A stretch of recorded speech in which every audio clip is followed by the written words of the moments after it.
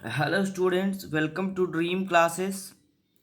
तो चलिए आज की हम लोग इस सुपर क्लास को शुरू करते हैं।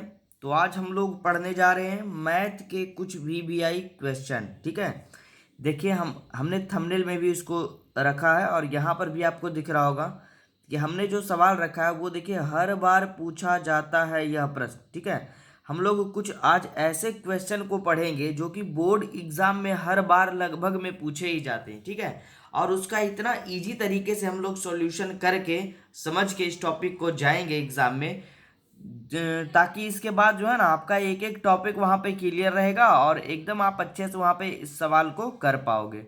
ठीक है, तो चलिए शुरू करते हैं। और अगर वीडियो अच्छा लगे और जो भी बच्चे न्यू होंगे चैनल पे, सब्सक्राइब कर दीजिएगा चैनल को हमारे, और उसके बगल में एक बेल आइकन होगा उसको प्रेस कर दीजिएगा ताकि हमारे वीडियोस का नोटिफिकेशन आपको मिल सके। ठीक है, चलिए एकदम बोलने की जरूरत नहीं है, सभी बच्चे लास्ट में कमेंट बॉक्स में खुद बता देंगे। ठीक है, कि उनको ये वीडियो कैसा लगा। शुरुआत करते हैं। सबसे पहले देखिए हमने जो आज का पहला प्रश्न रखा है क्वेश्चन, वो है देखिए कोऑर्डिनेट ज्योमेट्री से। ये चैप्टर किससे है? निर्देशांक ज्यामिति से हमने सवाल को रखा है। ठीक है, तो चलिए जिन बच्चों का पढ़ा हुआ नहीं भी रहेगा उनको ये समझ में जरूर आएगा। आप अच्छे से पूरा क्लास को देखिएगा। ठीक है, देखिए हमने सवाल को रखा है किससे? निर्देशांक ज्यामिति से। जिन बच्चों का पढ़ा हुआ है ये चैप्टर उनको तो कोई दिक्कत नहीं है, जिनका नहीं पढ़ा हुआ है हमारे चैनल पे जुड़ जाइए एकदम। जब हमारी क्लासेस जब डिजिटल बोर्ड पे अभी शुरू हो चुकी है तो वहाँ पे हम लोग इसका सॉल्यूशन अच्छे से करेंगे। और अभी ये हम लोग बोर्ड एग्जाम के रिलेटेड क्वेश्चन को आज लेकर के आए हैं। ठीक है, चलिए तो इस चैप्टर को जिन बच्चों ने नहीं पढ़ा उनको भी देखिए समझ में आएगा। सबसे पहले देखिए हमारा इस चैप्टर का नाम क्या था? निर्देशांक ज्यामिति, यानी कोऑर्डिनेट ज्योमेट्री इसका नाम था। तो इससे हमने एक सवाल को रखा है। सवाल हमारा कह रहा है कि यक्स अक्ष पर वह बिंदु ज्ञात कीजिए जो 2-5 और -2 9 से समदूरस्थ है। अब देखिए पहले एक टॉपिक बच्चे लोग सबसे पहले नोट करेंगे। ठीक है, याद आपको ये रखनी है कि अगर यक्स अक्ष के निर्देशांक बोले, ठीक है, यक्स अक्ष के निर्देशांक के बारे में बोले तब आपको लेना है यक्स और जीरो। ठीक है, और अगर बाई अक्ष के निर्देशांक बोले, बाई अक्ष के निर्देशांक बोले तब आपको लेना है 0 बाई। इस पर डिटेल से चर्चा हम लोग जब क्लास को शुरू करेंगे, ये चैप्टर हमारा जब शुरू होगा तब वहां पर हम अच्छे से इसको बताएंगे कि ऐसा क्यों होता है, एक्स अक्ष का निर्देशांक हमेशा x0 क्यों होता है। मतलब इसमें कहने का अर्थ ये हुआ कि एक्स अक्ष के जो निर्देशांक होंगे यानी एक्स और वाई होंगे, उसमें एक्स के जगह पर एक्स ही लेंगे, वाई के जगह पर क्या लेंगे? 0। ठीक है, और उसी तरह से बाई एच के निर्देशांक को जब हम लिखेंगे तो इसमें एक्स के जगह पे 0 लेंगे और बाई के जगह पे बाई लेंगे। ठीक है, याद रखिएगा। यह ऑब्जेक्टिव क्वेश्चन में भी पूछता है जी कि यक्स अक्ष के निर्देशांक क्या होंगे, तो यक्स 0, और वाई अक्ष के निर्देशांक क्या होंगे, तो 0 बाई। निर्देशांक होता है मूल बिंदु एक्स और बाई। ठीक है, अब देखिए समझते हैं हम इस सवाल को। कह रहा है कि यक्स अक्ष पर वह बिंदु ज्ञात कीजिए, मतलब एक यक्स अक्ष यहाँ मान लेते हैं। ठीक है, और इस पर कह रहा है वह बिंदु ज्ञात कीजिए जो 2-5, एक बिंदु यहाँ है, देखिए एक बिंदु यहाँ, इसका निर्देशांक कितना है? 2 और -5 है। ठीक है, और एक बिंदु आप यहाँ रखिए, त्रिभुज की तरह का बनाना है आपको आकार का, और इसमें बोल रहा है एक 2-5 और -2 9। ठीक है, इसको हम क्या रखेंगे? -2 9 से समदूरस्थ है। समदूरस्थ का मतलब समझिए, सम का मतलब समान, दूरस्थ का मतलब दूरी पर है। अब देखिए क्वेश्चन को समझिए, आपका एक एक टॉपिक क्लियर होगा। यहाँ से कह रहा है ये हमारा यक्स अक्ष है। ठीक है, तो इसका निर्देशांक क्या होगा? यक्स अक्ष के निर्देशांक हमेशा x0 होंगे, तो इसको हम लोग क्या लिखेंगे? x0। ठीक है, कह रहा है सवाल यक्स अक्ष पर वह बिंदु ज्ञात करिए। यहाँ पे हमें वह बिंदु ज्ञात करने के लिए कह रहा है जो 2-5, ये 2-5 और -2 9 से समदूरस्थ है। मतलब कि यहाँ से जितना दूरी इसका है, ये वाला देखिए, ठीक है ना, यहाँ से यहाँ जितना दूरी है उसका उतना ही दूरी हमें यहाँ से सवाल में दिया गया है। ठीक है, यानी अगर हम इसको नाम दे देते हैं, अगर हम यहाँ पर ए देते हैं, यहाँ पर बी देते हैं, यहाँ पर सी देते हैं, ठीक है, तो हमसे सवाल में दिया है, देखिए दिया है क्या, दिया गया है कि ये जो ए बी का दूरी हो गया ये वाला, यानी ए बी इक्वल टू बराबर ए सी, ये वाला ए सी है ना, ये हमसे सवाल में दिया गया है। यानी ए से जितना दूरी बी का रहेगा, ए से उतना ही दूरी सी का रहेगा। देखिए एक्स अक्ष पर वह बिंदु ज्ञात कीजिए जो 2-5 बिंदु है, 2-5 और -2 ये वाला से समदूरस्थ है। समदूरस्थ कहने का मतलब समान दूरी पर यह बिंदु जो है ना, ये इससे भी उतना ही दूरी पर है और इससे भी उतना ही दूरी पर है। यानी ए बी बराबर ए सी हमें दिया गया है। तो हमसे पूछ क्या रहा है, इस x का मान हमसे पूछा गया है, इसी का निर्देशांक बताना है आपको। जैसे इसमें क्या है, देखो दोनों अंक है, एक 2 है, एक -5 है, इसमें भी -2 है, या ये 9 है। यानी x हमारा 2 है, y हमारा -5 है, x हमारा -2 और y हमारा 9 है। इसमें हमसे x बराबर नहीं पता है, x ही लिखा हुआ है, y बराबर 0 दिया है। यानी इस x का मान हमें ज्ञात करना है। ठीक है, चलिए अब हम लोग प्रश्न पे आते हैं। देखिए हम लोग इसको कैसे बनाएंगे। तो देखिए जब प्रश्न पे हमें दिया गया है ए बी बराबर ए सी, अब हमने पिछले टॉपिक में हमने दूरी सूत्र पढ़ा था। ठीक है, दूरी सूत्र को भी समझिए सभी बच्चे। ठीक है, मान लीजिए दो बिंदु आपके पास है, 2 पॉइंट है और यहाँ पर कोई पॉइंट दिया है, ये समझिए अगर यहाँ पर 2, 3 और ये हमारा 4, 5 दिया है, तो इसमें हमसे दूरी निकालने के लिए अगर कहता था तो हम लोग फॉर्मूला लगाते थे x2 माइनस x1 का स्क्वायर और प्लस y2 माइनस y1 का स्क्वायर लगाते थे ना। तो ये हमारा होता है x1 और ये होता है y1, क्योंकि ये x और y का पहला टर्म है, और ये हमारा होता है x2 और ये और y2, और इस फॉर्मूले पर हम इसको बिठा देते थे। ठीक है, उसी तरह से यहाँ पे करना है। देखिए हमें क्वेश्चन में दिया है ए बी बराबर ए सी, तो ए बी का मान कैसे निकलेगा, इन दोनों बिंदुओं के बीच की दूरी कैसे निकालेंगे, इसको हम लोग लिखते हैं इस तरह से। ठीक है, जैसे हम इस तरह से बना दिए, मान लीजिए यहाँ पे हमने ए रखा और यहाँ पर बी रखा, तो ए का मान क्या दिया है जी, x और 0, और बी का मान कितना दिया है, 2 और -5 है ना। तो दूरी सूत्र से ए बी बराबर कैसे निकालेंगे, अंदर रूट x1, ये हमारा x1 हो गया, ये y1 हो गया, और ये x2 हो गया, और ये y2 हो गया। फॉर्मूला देखिए क्या पढ़े थे हम, x2 माइनस x1 यानी x2 यानी 2 माइनस x1 का मान कितना है, x का स्क्वायर और प्लस y2 माइनस y1, तो y2 हमारा -5 और माइनस y1 -0 का स्क्वायर। ठीक है ना, इस तरह से होगा। और इसी तरह से बराबर में हम लोग देखिए ए बी का मान हमने कर लिया, ए सी को भी इसी तरह से लिखेंगे, इस वाले टर्म को भी उसी फॉर्मूले पे लगाएंगे। इसमें भी हमारा क्या हो जाएगा, इस तरह से कर देंगे अंदर रूट। देखिए ए सी को हम लिख रहे हैं यहाँ पर, समझिएगा सभी स्टूडेंट्स।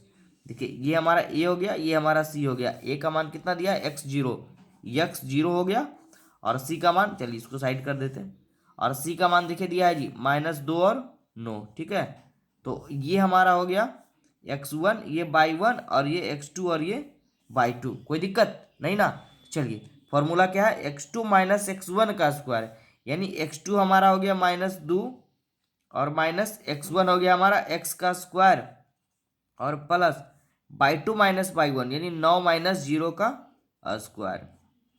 ठीक है, यहाँ तक कोई दिक्कत, सिर्फ सवाल को जैसे दिया है उस तरह से हम ले करके चल रहे हैं। ए बी बराबर ए सी, तो ए बी बराबर इतना, ए सी बराबर इतना। देखिए रूट से रूट ये चला जाएगा, कैंसिल हो जाएगा, बचा हमारा क्या, 2 माइनस एक्स का स्क्वायर प्लस -5 और -0, तो माइनस माइनस प्लस, और चिन्ह हमेशा बड़ा अंक का, तो माइनस माइनस प्लस यानी 5 + 0 5, और चिन्ह हमेशा बड़ा अंक का -5, स्क्वायर है तो स्क्वायर, प्लस -2 माइनस एक्स का स्क्वायर और प्लस 9 माइनस 0 कितना हो जाएगा, 9 का स्क्वायर। ठीक है, चलिए यहाँ तक कोई दिक्कत, समझते जाइएगा सभी स्टूडेंट।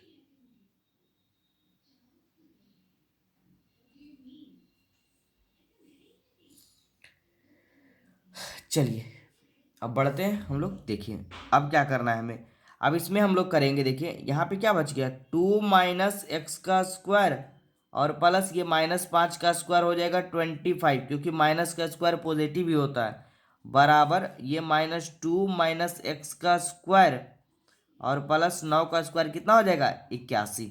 कोई दिक्कत नहीं ना। अब देखिए अंक वाले को अंक की तरफ ले जाएंगे और एक्स वाले को एक्स तरफ ले जाएंगे तो हमारा सॉल्यूशन यहाँ पर हो जाएगा। देखिए इसको हम लोग क्या लिखेंगे, 2 माइनस एक्स का स्क्वायर, और इसको हम लोग पूरा इधर ले आएंगे माइनस माइनस 2 माइनस एक्स का स्क्वायर बराबर ये 81, और ये 25 इधर आएगा तो -25।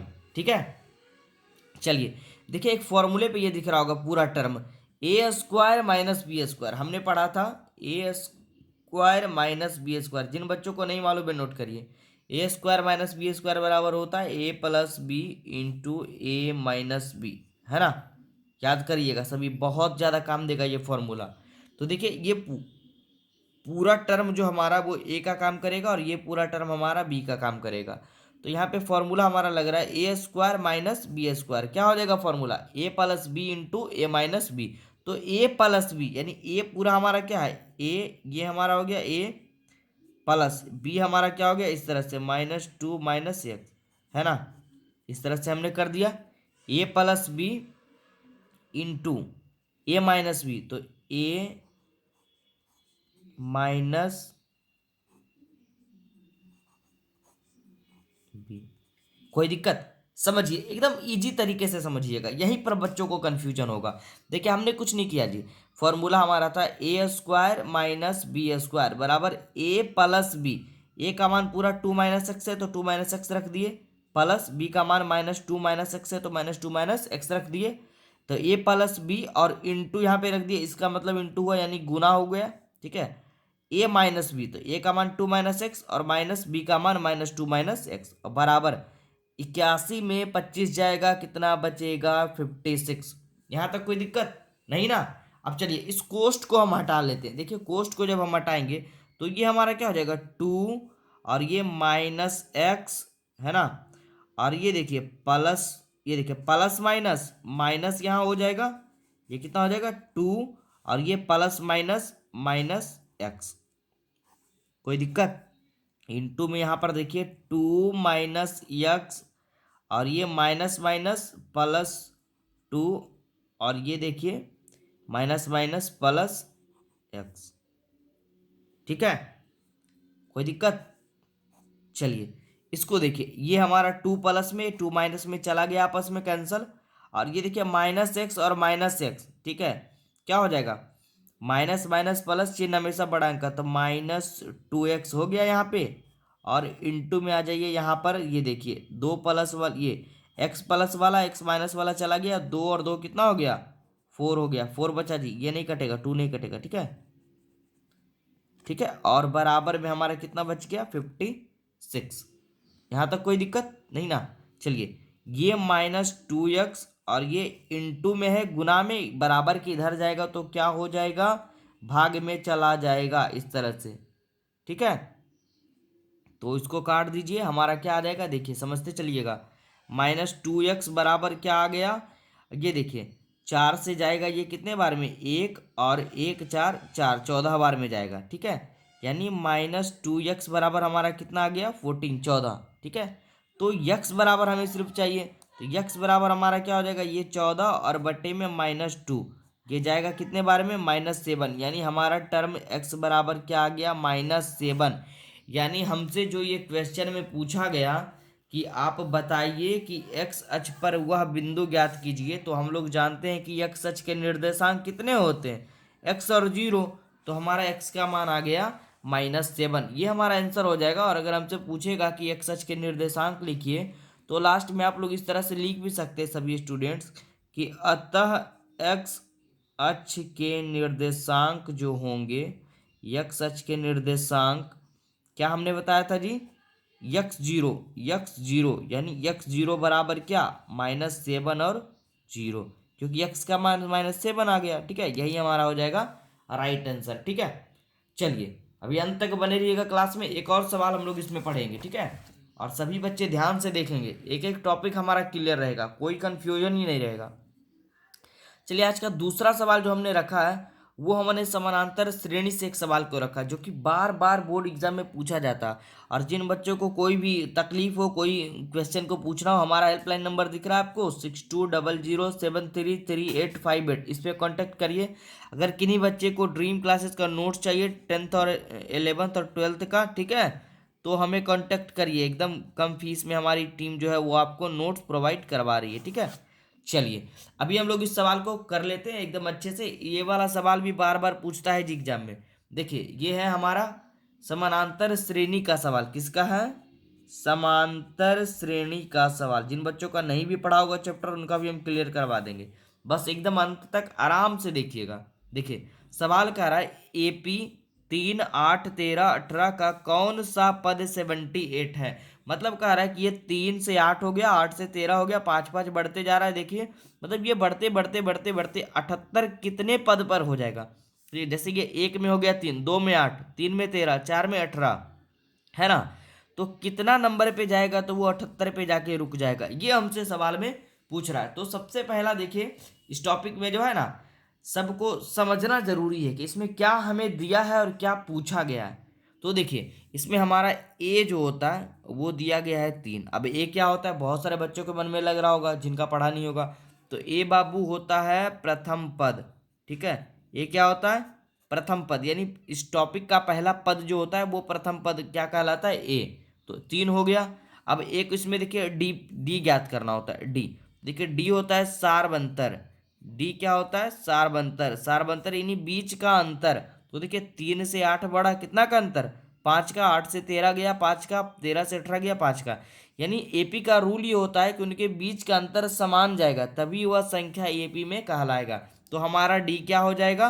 5 हो जाएगा, ठीक है।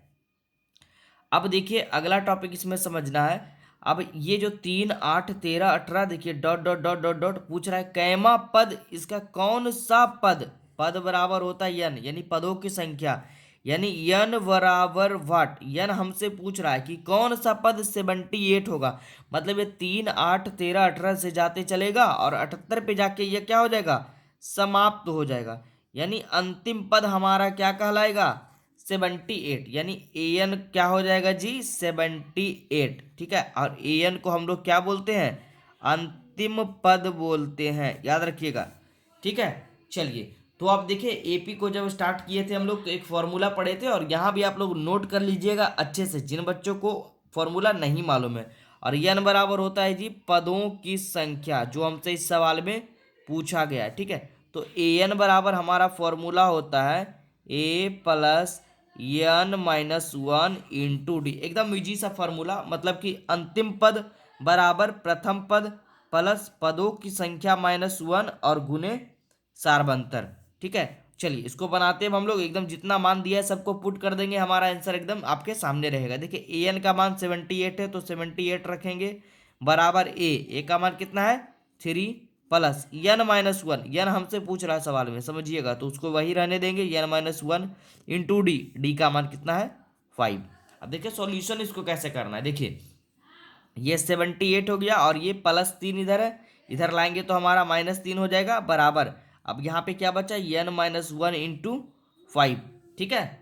चलिए अब ये देखिए 78 में 3 जगह कितना बचेगा? 75 बराबर। ये देखिए ये जो n माइनस 1 इंटू 5 है, ये 5 जो है ये दोनों के साथ में गुना है। मतलब ये 5 जो है n के साथ में भी गुना है और -1 के साथ में भी। इसको जब गुना करेंगे अलग अलग तोड़ेंगे हम लोग तो क्या आ जाएगा? ये 5 इंटू n 5n और 5 गुने -1 -5। कोई दिक्कत नहीं ना। चलिए अब इधर करते हैं, ठीक है। हमारा क्या बच गया? ये 75 और इस -5 को हम इधर ले जाएंगे तो हमारा क्या हो जाएगा जी? +5 बराबर 5n। कोई दिक्कत? 75 5 कितने हो गए? 80 बराबर 5n। यानी सीधा करके जब इसको लिखेंगे तो 5n बराबर 80। हमें चाहिए सिर्फ n। देखिए सवाल में चाहिए सिर्फ n। तो n बराबर ये 80 और बटे में 5 कितने बार में जाएगा? 16 बार में। यानी इस टर्म का n बराबर हमारा आंसर क्या आ जाएगा? पदों की संख्या इसमें कितनी है? 16। यानी कि ये जो टर्म है ना, ये अभी देखिए एक दूसरे में 8 हो गया, तीसरे में 13, 18, चौथे में 18 हो गया, यानी 16वें में जाकर वह 78 पे समाप्त हो जाएगा, ठीक है। मुझे उम्मीद है सभी बच्चे को यह क्वेश्चन जो है समझ में आ गया होगा, ठीक है। चलिए तो फिर मिलते हैं अगले क्लास में, और आज की लाइव टेस्ट को ज्वाइन करना ना भूले। 2 PM में हमारा लाइव टेस्ट डेली की तरह इस बार भी चल रहा है, और आज हम लोग बेहतरीन संस्कृत के VVI टॉप 10 ऑब्जेक्टिव को वहां पर कवर करेंगे। ठीक है, तो आ जाइएगा आप लोग लाइव 2 बजे। फिर मिलते हैं अगले क्लास में नेक्स्ट टॉपिक के साथ।